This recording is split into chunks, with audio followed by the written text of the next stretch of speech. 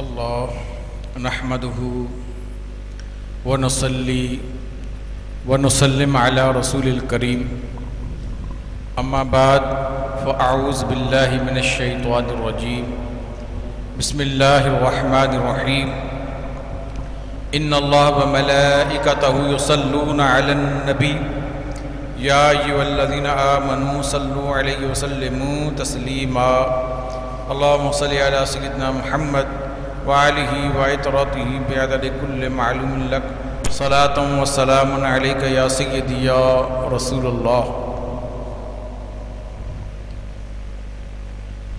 بیوی کے بہت حقوق ہیں اپنے خامند پر، جن میں سے ایک یہ ہے کہ شوہر بیوی سے اچھا برتاؤ کرے، اس کی عقل کے ذوق کا لحاظ رکھتے ہوئے اور اس کے ساتھ مہربان رہے، اس کے دکھ کو رفع کرے۔ یعنی وہ لوگ جو شادی شدہ ہیں، جن کی بیویاں ہیں، ان کے لیے حکم ہے کہ وہ اپنے بیوی کے ساتھ اچھا سلوک کریں، اس لیے کہ اللہ تعالیٰ نے ان کو عقل جو ہے وہ عادی دی ہے۔ مرد کو طاقت کے لحاظ سے بھی زیادہ اور عقل کے لحاظ سے بھی زیادہ رکھا، عورت کی طاقت بھی عادی اور عقل بھی عادی ہے، ذوق کمزور ہے، اس لیے اس پر مہربان رہنا چاہیے اور اس کے دکھ کو رفع کرنا چاہیے، دور کرنا چاہیے۔ اللہ کے رسول صلی اللہ علیہ وسلم نے 3 چیزیں وصیت فرمائیں جس وقت آپ کی زبان اقدس بوقت وصال لڑکھڑاتی تھی اور آپ کے کلام میں ہلکا پن پیدا ہو رہا تھا۔ ارشاد فرمایا، نماز نماز اور وہ جن کے مالک تمہارے ہاتھ ہوئے ان کو ایسی تکلیف نہ دینا جو ان کے لیے ناقابل برداشت ہو، اور اللہ تعالیٰ کا خوف کرو عورتوں کے بارے میں، وہ قید ہوتی ہیں تم لوگوں کے ہاتھوں میں۔ مراد یہ ہے کہ وہ اس طرح کی قیدی ہوتی ہیں جن کو تم لوگ بطور امانت الہی لیے ہوتے ہو، اور ان کی شرمگاہوں کو تمہارے لیے بذریعہ اللہ تعالیٰ کے کلام کے حلال کیا گیا ہے۔ یہ نبی کریم علیہ السلام وصال کے وقت بھی آپ نے نماز کا حکم دیا، اور ساتھ میں یہ وصیت فرمائی کہ جو عورتیں ہیں ان کے ساتھ اچھا سلوک کرنا، ایک طرح سے وہ تمہاری قیدی ہیں، اللہ کے حکم سے یہ تمہارے ہاتھ میں آئی ہیں، اللہ کے کلام سے یہ تمہارے لیے حلال ہوئی ہیں، لہٰذا تم اس کا خیال کرنا۔ رسول اللہ صلی اللہ علیہ وسلم نے فرمایا ہے، جو شخص اپنی زوجہ کی بد اخلاقی پر صابر رہے، اللہ تعالیٰ اس کو مصائب پر حضرت ایوب علیہ السلام کے صبر کے اجر جتنا اجر عطا فرمائے گا۔ یعنی کسی کی بیوی جو ہے بد اخلاق ہو، باتیں سنانے والی ہو، اور اس بد اخلاقی پر وہ آدمی صبر کرے، اس کو کچھ نہ کہے، تو اللہ تعالیٰ ایوب علیہ السلام کو جو صبر کیا تھا اتنا صبر اتنے صبر کا ثواب اس شخص کو عطا فرمائے گا۔ اور جس عورت نے اپنے شوہر کی بد خلقی پر صبر کر لیا، اس کو اللہ تعالیٰ فرعون کی بیوی آسیہ کے ثواب بھی مانند ثواب عطا فرمائے گا۔ اس کا شوہر بد اخلاق ہوگا اور بیوی صبر کرنے والی ہوگی، تو اس کی بیوی کو آسیہ جو فرعون کی بیوی تھی ان کے ثواب جتنا ثواب عطا فرمایا جائے گا۔ زوجہ کے ساتھ بہتر سلوک صرف یہ نہیں ہوتا کہ اس کی تکلیفوں کا تدارک کیا جائے، بلکہ اس سے ہر وہ چیز دفع کرنا ہوتا ہے جس سے اس سے کوئی تکلیف ہونے کا خدشہ بھی ہوتا ہے، اور جب وہ غصے میں یا ناراض ہو اس وقت حلم ظاہر کرنا اور رسول اللہ صلی اللہ علیہ وسلم کے اسوائے حسنہ کو ملحوظ نظر رکھنا ہے۔ یعنی جب بیوی ناراض ہو جائے، غصے میں آ جائے، اس وقت حلم رکھنا اور کرم کرنا، یہ اللہ کے حبیب کی سنت مبارکہ ہے۔ یعنی آج کب کوئی اب آپ کہیں گے یار کوئی بات پھر وہی آتی ہے کہ داڑھی رکھی ہوئی، ماں باندھے ہوا، سنت پہ عمل ہے، لباس پہنا سنت پہ عمل ہے۔ کبھی بیوی اگر ایسے موقع پہ ناراض ہو، 2 باتیں آپ کو سنا دے، اس موقع پہ حلم اور کرم کرنا یہ نبی علیہ السلام کی سنت مبارکہ ہے، اور ایک سنت کو زندہ کرنا 100 شہیدوں کا ثواب ہے۔ یہ باتیں بڑی باریکی جن پہ بہت کون عمل کرتا ہے، کوئی بھی نہیں کرتا۔ یہاں بیوی تو کہہ دی نا، اس نے بات کی، ابھی بات کی تو چانٹا منہ میں اور لات کندھے پہ چل رہی پڑی ہے، تو اس سنت پر کون عمل کرے گا؟ اور رسول اللہ صلی اللہ علیہ وسلم کی بعض ازواج آپ کی کسی بات کو نہیں بھی مانتی تھی، ان میں سے کوئی تو رات ہونے تک بات نہیں کرتی تھی، پھر بھی آپ کی طرف سے ان کے ساتھ اس نے سلوک ہوتا تھا۔ یعنی یہ بیوی ایسی ہے، بہت سے لوگ شکایتیں کرتے رہتے ہیں۔ اللہ کے حبیب علیہ السلام فرماتے ہیں کہ میری بھی بعض ازواج جو ہیں وہ میری بات نہیں مانتی، بات ایسی ہوتی تھی، دیکھو نبی علیہ السلام کا اپنی زندگی کے بارے میں بتا رہے ہیں، بات ایسی جو صبح ناراض ہوتی تھی شام تک بات نہیں کرتی تھی، لیکن آپ فرماتے ہیں کہ میرا حسن سلوک ان کے ساتھ پھر بھی اچھا ہی ہوا کرتا تھا۔ ایک مرتبہ یوں ہوا کہ حضرت عمر کی زوجہ نے آپ کی بات تسلیم نہ کی، آپ نے اس کو فرمایا اے لونڈی تو میرے سامنے بڑھ بڑھ کر بولتی ہے۔ انہوں نے کہا کہ رسول اللہ صلی اللہ علیہ وسلم کی ازواج پاک بھی ان کو جواب دے لیتی ہیں جبکہ وہ تم سے کہیں بہتر ہیں۔ حضرت عمر کہنے لگے حفصہ، چونکہ حفصہ جو رضی اللہ تعالیٰ عنہ نبی علیہ السلام کی جو ہیں وہ زوجہ تھی، ہماری امہات المومنین تھی، اور عمر فاروق رضی اللہ کی بیٹی تھی جو نبی علیہ السلام کے یہاں تھی۔ تو حضرت عمر کہنے لگے حفصہ خائب اور خاسر ہو گئی، اگر اس نے یعنی میری بیٹی حفصہ نے اگر رسول اللہ صلی اللہ علیہ وسلم کی بات کو رد کرنے کا ارتکاب کیا۔ اس کے بعد آپ نے حضرت حفصہ سے فرمایا تو ابن ابو قحافہ کی بیٹی پر غیرت مت کرنا، یعنی ابن ابو قحافہ یعنی ابو بکر صدیق کی بیٹی حضرت عائشہ صدیقہ رضی اللہ عنہا کی طرف اشارہ کیا کہ ان پر غیرت مت کرنا، اس لیے کہ وہ آپ صلی اللہ علیہ وسلم کی محبوب ترین زوجہ ہیں اور آپ نے ان کو رسول اللہ صلی اللہ علیہ وسلم کی بات کو رد کرنے سے خوف دلایا۔ روایت کیا گیا ہے کہ ازواج مطہرات میں سے کسی ایک نے آپ صلی اللہ علیہ وسلم کو کہ صدر مبارک پر اپنا ہاتھ رکھ کے آپ کو پیچھے ہٹایا تو ان کی والدہ نے تحدید کر دی، یعنی صدر یہ سینے پر رکھ کے جیسے پیچھے ہٹایا تو ان کی والدہ نے ان کی جو وائف تھی ان کی والدہ نے اس کی تحدید کر دی۔ تو آپ صلی اللہ علیہ وسلم نے ان کی والدہ کی باتوں کو سنا اور فرمایا ان سے درگزر کرو کہ اس کو معاف کرو، چھوڑ دو، یہ تو اس سے بھی بڑھ کر کیا کرتی ہے، یہ تمہارے سامنے اتنا ہوا ہے تو بڑھ کے ایسے ہی بڑھ کر کرتی ہے۔ یہ بڑی تربیت کی باتیں ہیں آپ کی گھریلو، آپ اب سوچو کہ یار میری بیوی یہ کتنی ہوئی تھی، یہ وہ باتیں بتائی جا رہی ہیں کہ جو کہ پھر آپ کو بتاؤں گا ایسا کیوں ہوتا ہے، یہ بھی آخر بتاؤں گا ایسا کیوں ہوتا ہے۔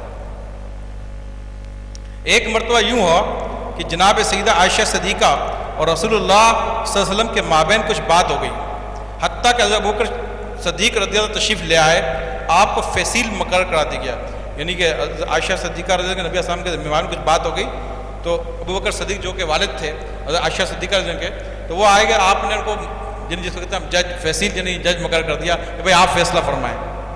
انہوں نے چاہا کہ بات کو سنیں تو رسول اللہ صلی اللہ علیہ وسلم نے حضرت عائشہ سے فرمایا کہ پہلے بات تم کرو گی یا میں کروں، تم اپنی بات سنا بھائی تم کیوں ایسا کر رہی ہو، میں کروں۔ حضرت عائشہ رضی اللہ عنہا نے کہا کہ آپ بھی بات کریں لیکن درست فرمائیں، اپنی بات تو کریں لیکن درست فرمائیں۔ جب ابوبکر صدیق نے یہ سنا تو جب انہوں نے یہ سنا تو آپ نے ان کے چہرے پر ایک تھپڑ، باپ تھے نا، بیٹی کے چہرے پر تھپڑ مارا، چپت لگا رہی، جس کے باعث ان کے منہ سے خون بہنے لگا، اور فرمایا کہ اپنی جان کی دشمن کیا رسول اللہ صلی اللہ علیہ وسلم ناحق فرمائیں گے؟ ان کے منہ سے نکلے گا آپ درست بات کرنا، لیکن جیسے بھی ہوتا ہے آپ درست فرمانا ہی بات۔ تو اس بات پر ابوبکر صدیق رضی اللہ عنہ کو تو فرمایا کہ کیا تم یہ کہتے ہو کہ ناحق کو ناحق فرمائیں گے؟ سیدہ عائشہ رضی اللہ عنہا نے رسول اللہ صلی اللہ علیہ وسلم کے پاس پناہ چاہی، جب انہوں نے تھپڑ مارا تو آپ نے پناہ چاہی اور آپ کے پیچھے جا بیٹھی، چھپ گئی، آپ کے پیچھے پیٹھ کے پیچھے چھپ گئی۔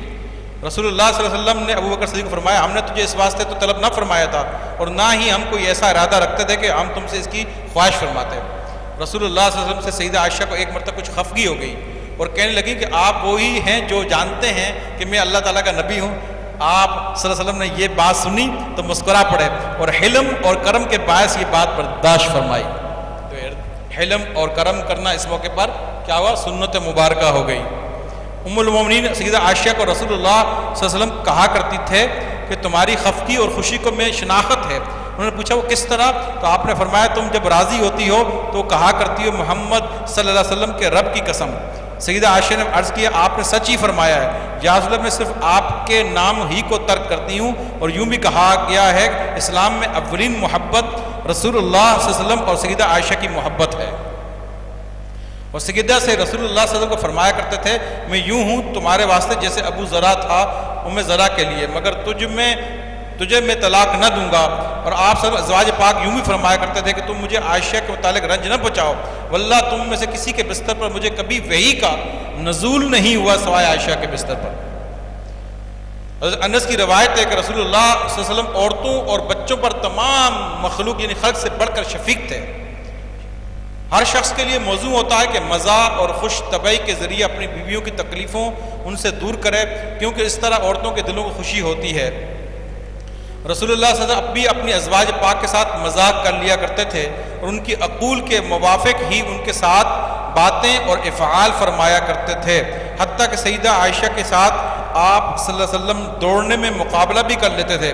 کسی وقت سیدہ عائشہ آپ سے سبقت لے جاتی اور کبھی آپ حضور آگے نکل جاتے تھے اور فرما دیتے یہ اس کا روز کا بدلہ ہو گیا، جب ویسے تم آگے نہیں، آج میں آگے نکل بدلہ۔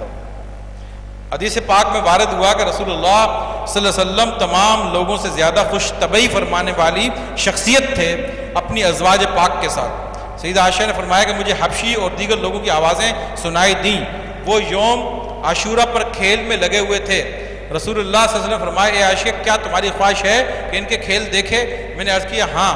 آپ نے ان کی طرف آدمی بھیجا اور بلا لیا، وہ آئے تو رسول صلی اللہ علیہ وسلم دو دروازوں کے بیچ میں کھڑے ہو گئے، وہ اپنے ہاتھ دروازے پر رکھ لیا اور ہاتھ کو لمبا کر لیا، آپ کے ہاتھ کے اوپر میں نے اپنی ٹھوڑی رکھ دی، وہ لوگ کھیل میں لگے رہے اور میں دیکھتی رہی۔ رسول اللہ صلی اللہ علیہ وسلم مجھ سے دریافت فرماتے تھے کیا کافی ہے؟ تو میں نے عرض کرتی ذرا خاموش ہیں۔ آپ نے ایسے ہی 2-3 بار دریافت فرمایا اور پھر فرمایا عائشہ اب بس کرو۔ میں نے کہا ٹھیک ہے۔ پھر آپ صلی اللہ علیہ وسلم نے انہیں اشارے سے فرما دیا، وہ رخصت ہو گئے۔ آپ صلی اللہ علیہ وسلم کا ارشاد ہے کہ مومنوں میں سب سے زیادہ کامل وہ ایماندار ہے جس کا اخلاق عمدہ ہو اور جو اپنے اہل خانہ پر نہایت شفقت کرتا ہو۔ رسول اللہ صلی اللہ علیہ وسلم نے فرمایا ہے تم میں سے جو شخص بہتر ہے جو اپنی عورتوں کے ساتھ بہتر ہے اور تم سب کی نسبت میں اپنی ازواج سے بہتر برتاؤ کرتا ہوں۔ حضرت عمر نے فرمایا کہ غصہ ہوتے ہوئے بھی آدمی کے لیے مناسب یہی ہے کہ اپنے اہل خانہ کے ساتھ بچوں جیسا سلوک روا رکھے، اور جس وقت اہل خانہ اس سے کچھ مانگیں جو کہ اس کے پاس ہو تو اس کو وہ ایک مرد ہی پائیں، مراد یہ کہ مطلوبہ چیز ان کو دے اور بخل سے کام نہ لے۔ حضرت لقمان نے فرمایا کہ عقل والے شخص کے واسطے مناسب یہ ہے کہ اپنے اہل خانہ کے ساتھ بچے کی مانند ہو اور جس وقت وہ اپنی قوم میں ہو تو جوانوں کی مانند ہو۔ جس حدیث پاک میں رسول اللہ صلی اللہ علیہ وسلم کا ارشاد ہے کہ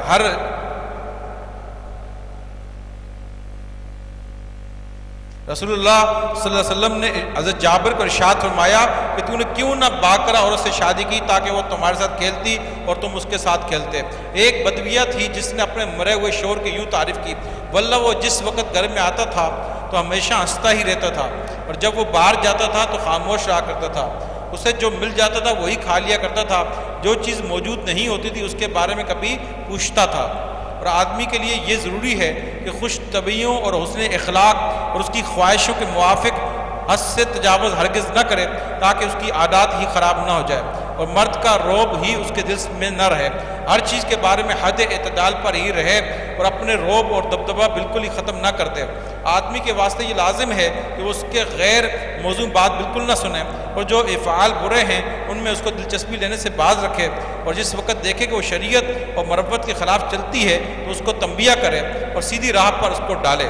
حضرت حسن نے فرمایا ہے کہ عورتوں سے جائز مخالفت کرو اس لیے کہ ان کے ساتھ اختلاف میں برکت ہے، اور ایک قول یوں ہے کہ ان کے ساتھ مشورہ کرو، اگر وہ غلط مشورہ دیں تو ان کی مخالفت کرو۔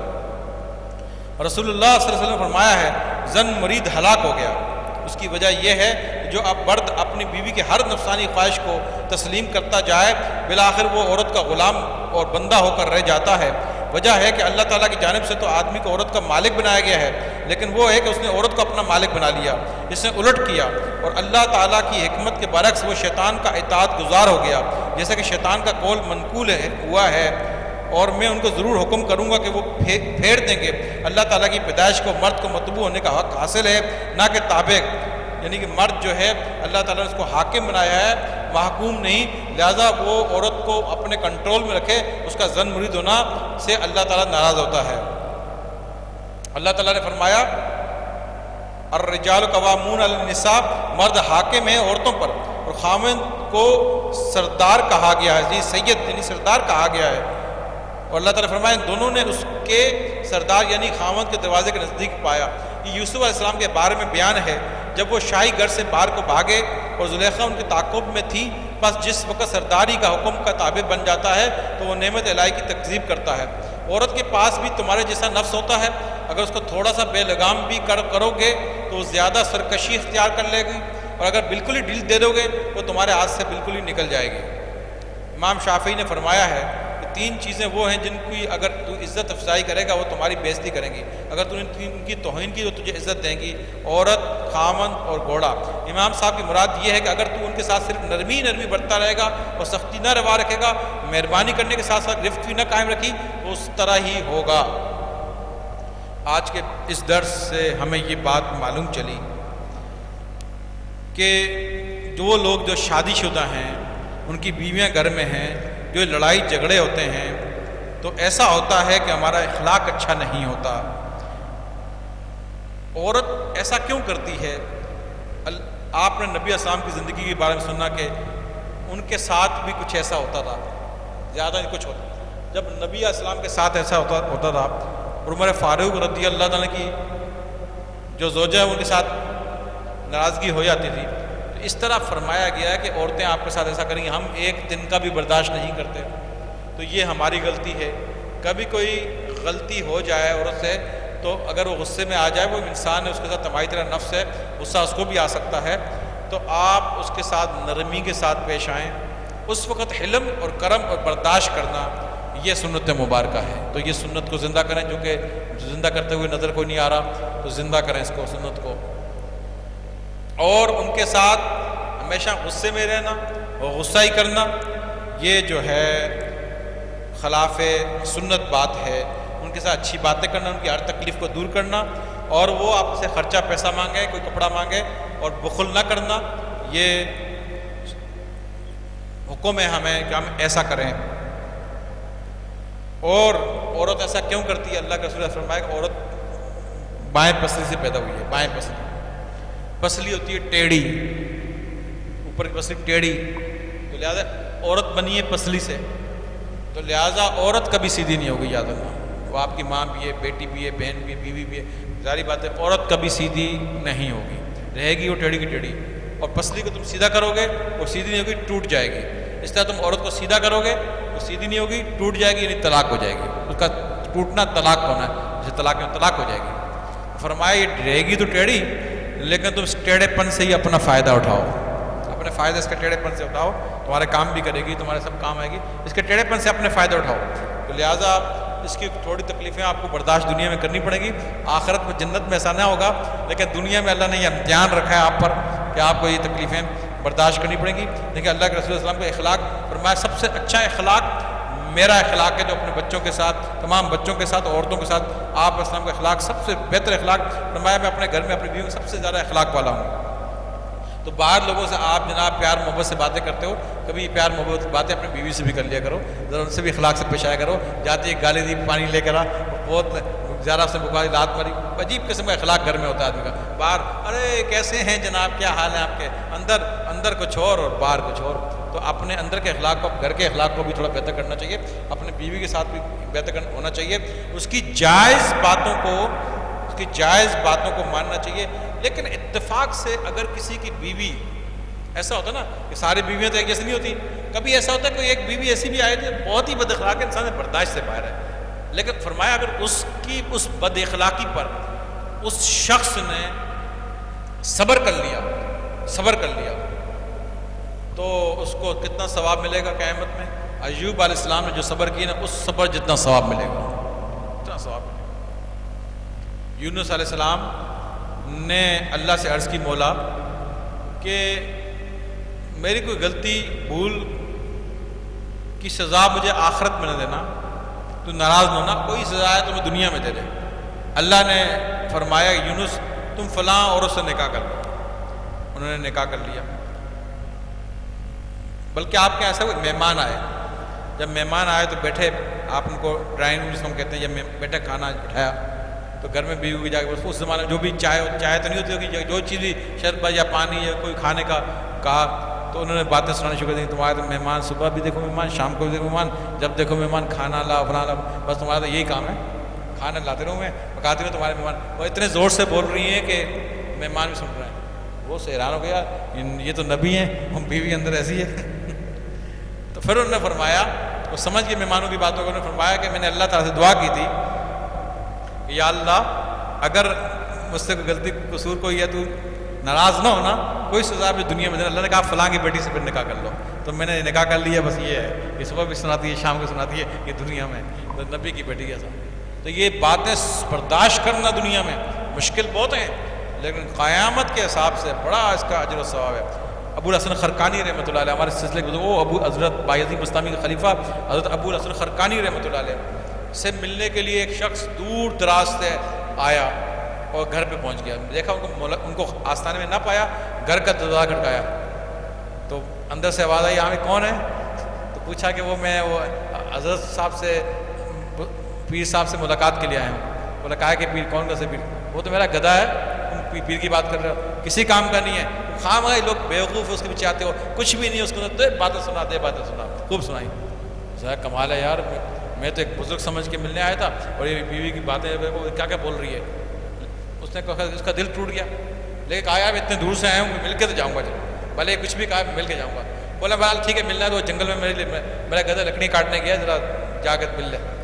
اس میں کچھ بھی نہیں، تو خام اپنا ٹائم ضائع کر رہا ہے، چلے گئے. جب وہ جنگل کی طرف گیا تو دیکھا کہ شیر پر لکڑیاں لدی ہوئی ہیں. حضرت آگے آگے، پیچھے شیر پر لکڑیاں لدی ہوئی ہیں، شیر پیچھے پیچھے آ رہا ہے. دیکھا یار کہ وہ کیا ماجرا تھا اور یہ کیا ماجرا ہے، یہاں شیر بھی دم ہلاتا ہوا پیچھے پیچھے لکڑی اٹھایا آ رہا ہے. تو آپ نے دور سے دیکھا، مسکرا گئے، سمجھ گئے کہ کیا ہو گیا. کہا کہ بیٹا اس کی باتوں کو اگر میں نہ برداشت کرتا اور اس کی اس بات کو میں نہ برداشت کرتا تو یہ، اور اس کی اس بوجھ کو فرمایا، اس کی بوجھ کو میں نہ اپنے اوپر اٹھاتا تو یہ شیر میرا بوجھ کب اٹھاتا، یہ شیر میرا بوجھ کہاں سے اٹھاتا. میں نے اس بوجھ کو برداشت کیا، رب نے اس مخلوق کو میرا تابع کر کے دم ملاتا ہوا پیچھے آ رہا ہے دیکھ. تو اس طریقے سے بعد اوقات کبھی ایسا ہوتا ہے تو اس کی باتوں کو برداشت کرنا، یہ حلم اور کرم، یہ سنت مبارکہ ہے. اور ان کے ساتھ اچھی بات کرنا جو ہے، اخلاق سے بات کرنا، یہ سنت مبارکہ ہے. ان کے ساتھ مذاقی جائز باتیں کرنا، یہ سنت مبارکہ ہے. لیکن ساتھ فرمایا گیا کہ یہ ساری باتیں اس وقت ہوں گی جب جائز بات وہ کرے گی. اگر وہ بال کھول کے باہر جائے گی، ارے یار یہ اس نے اخلاق نہیں ہے، اس کو تم مارو گے، بال اپنے کیوں غیر مرد کے سامنے کھولے گی. شریعت کے دائرے کے اندر اگر وہ آپ سے کوئی بات کہے گی تو وہ بات مانی جائے گی. اگر شریعت کے دائرے سے باہر وہ قدم رکھے وہ ہرگز نہ مانی جائے گی، کیونکہ وہ تو اللہ کا حکم ہے، اے ایمان والو اپنے آپ کو اور اپنے اہل خانہ کو اس آگ سے بچاؤ جس کا ایندھن انسان اور پتھر ہے. وہ تو آپ مالک ہو، وہ محکوم ہے. آپ زن مرید نہ بنو، وہ آپ کے محکوم ہے، آپ اس کے مالک ہو. تو لہٰذا اب آپ نے اس کو نہ ننگے سر باہر جانے، کسی غیر محرم کے سامنے جانے دینا ہے، نہ کیبل دیکھنے دینا ہے، نماز نہ پڑھا اس کو مارنا ہے، نماز کا حکم دینا ہے، نماز پڑھانی ہے اس سے. یہ ساری باتیں جو میں نے بیان کی، جائز باتوں پر بات کی ہے. ناجائز بات، غیر شرعی کام پہ کوئی سستی، کوئی ڈیل، کوئی چھوٹ اس کو نہیں دی جائے گی. ہاں شریعت کے بعد ایسا ہے تو آپ کو پیسے پڑھائیں، وہ ایک جائز کے لیے اپنے کپڑے ایک دلا دو اس کو. بھائی کیوں بخل کر رہے، دلا دو. جائز کاموں کی بات کی ہے، لیکن ناجائز کام، غیر شرعی کام، جس کام سے آپ کی آخرت خراب ہو جائے، فرمایا نہیں. اس لیے اس کو سختی سے منع فرمایا گیا کہ اگر آپ نے، یہاں تک امام حسن نے فرمایا کہ اگر وہ ان سے مشورہ مانگو اور اگر وہ غلط مشورہ دیں ان کی مخالفت کرو، غلط بات کی ان کی مخالفت کرو. اور آپ کو اللہ نے سردار بنایا ہے، سید بنایا ہے ان کا، لہٰذا آپ ان کے ساتھ ایسی نرمی نہیں کرو گے جس سے وہ سرکشی، اور ایسی ڈیل نہیں دو گے جس سے تمہارے ہاتھ سے نکل جائیں گے. جتنی عورتیں ہاتھ سے نکلی ہیں لوگوں کے، اس کے یار ہیں، یار کے ساتھ بھاگی ہیں. کیوں ایسا ہوا؟ ڈیل دینے سے. ہاں ہماری بچی ہے، ہماری اسٹوڈنٹ ہے، موبائل جا رہی ہے، ہاں کالج جا رہی ہے، ہاں بال کھول کے جا رہی ہے، ہاں بازار جا رہی ہے. کیا ہوا پھر بھائی؟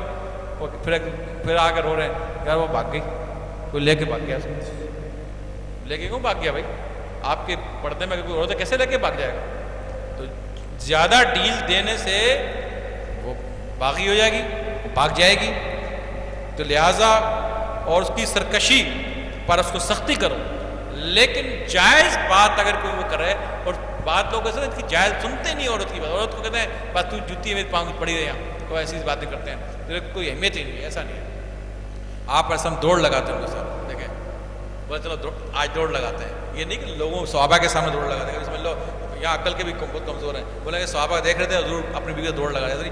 جیسے گھر میں کوئی دوڑ لگائی، بھائی دیکھو بھائی آپ آگے نکل گئے، پھر ایک ہفتے بعد پھر دوڑ لگائی، پھر آپ جان بوجھ کے سست ہو گئے، حضرت عائشہ کی وہ دیکھو اس دن کا بدلہ ہو گیا، برابر ہو گیا، دیکھو آج تم جیت گئی، کل میں جیت گیا تھا.